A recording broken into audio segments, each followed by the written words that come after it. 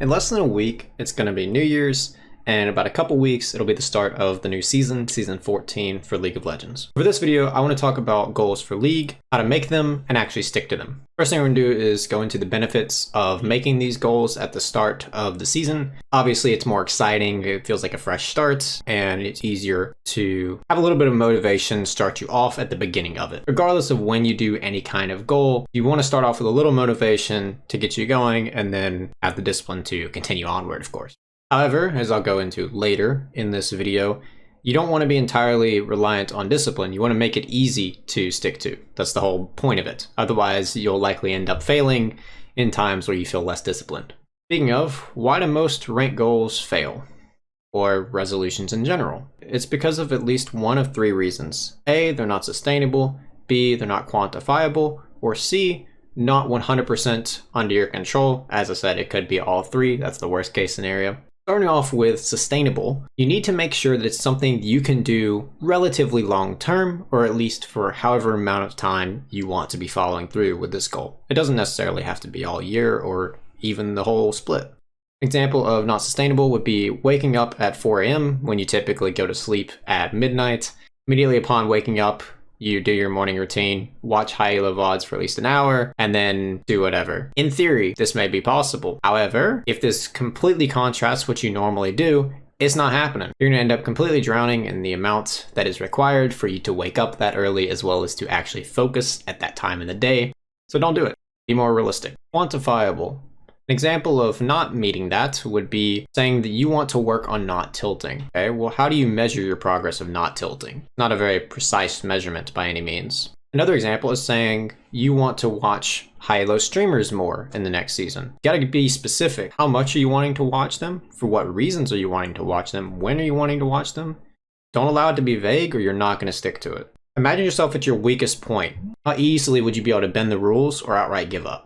The last criteria, 100% under your control. An example of this would be having a rank as your goal. I do not advise you do this for multiple reasons, but one of the main ones is that it is not 100% guaranteed. Let's say that you are Emerald and you want to hit Diamond within a month or 2 months, whatever it may be. Even if you end up playing at a Diamond level towards the end of this time period, you may not actually reach Diamond due to variance, or whatever factors may be the case. You don't want to end up in a position where you're not meeting your goal. You want your goal to be something that you can 100% guarantee. There's no way that if you're putting in the effort that it won't happen. So instead, focus on the actual process of the improvement instead of the results themselves. Speaking of failing, what happens if you fail the goal? How will you respond? This is really important in determining what kind of goal you should make. If you know that you can take failure in full stride and still continue to do your best, then it may be okay to have a little bit more ambitious goals. But if you know that you're not going to take it well, then maybe be a little bit more lax. Now let's get on to what makes a good goal. A good goal is, as I said before, it meets all three of those criteria. So an example of this would be, I want to play League 15 games a week. Just making sure that you're at least consistently playing. It may not be the highest quality games. You may be getting frustrated at times, but at least you are sticking to your plan of playing the game. This is something that's sustainable because you're only playing 3 games a day and you get a couple of days off, or you could even do like 2 games a day for most of the week. Whatever works with your schedule, you'll know what's sustainable, but it's just the general idea. It's quantifiable because you can count how many games you've played, and it's 100% under your control. You can choose how many games you are going to play in that week, knowing the schedule that you have. Another thing could be sticking to a role or a champion pool. Maybe you're somebody that swaps roles all the time, swaps champs all the time as soon as you get frustrated.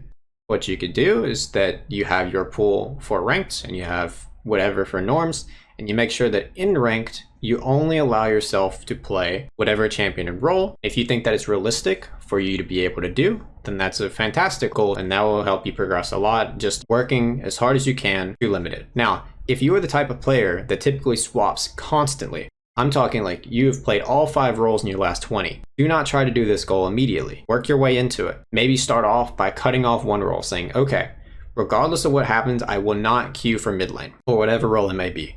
And then you work your way down to 2 and continue to do whatever you think you can reasonably manage until you reach the point where ideally you stick to 1 role. Same thing with champions. Keep limiting how many champions you play until you stick to however many it is.